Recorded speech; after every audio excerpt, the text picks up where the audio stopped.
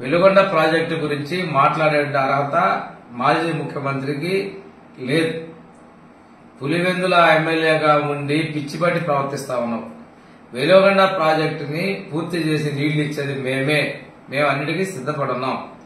Veligonda project పూర్తి కాకుండానే జాతికి అంకితం చేస్తానని చెప్పి ప్రజాధనాన్ని దుర్వినియోగం చేసినటువంటి వ్యక్తి నువ్వు కాదా జగన్? ఈ రోజున నీ ఫేక్ ప్రచారాలతో ఫేక్ తోటి ప్రకాశం జిల్లా ప్రజలు మోసపోతారనుకున్నావు. ప్రకాశం జిల్లా ప్రజలు నీ ఫేక్ ప్రచారాలను తిప్పికొట్టారు.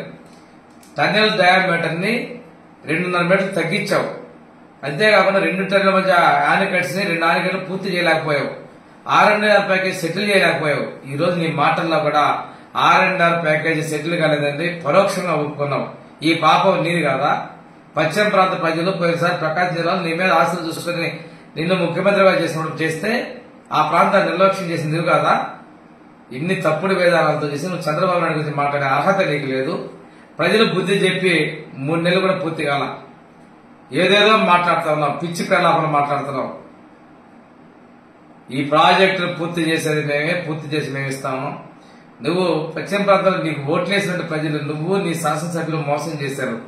ఆ రోజు తెలుగుదేశం ప్రభుత్వంలో 12 లక్షల రూపాయలు ప్యాకేజీ సెటిల్ చేస్తే 15 లక్షలు కావాలని చెప్పేసి డిమాండ్ చేసిన మీరు తర్వాత వచ్చిన తర్వాత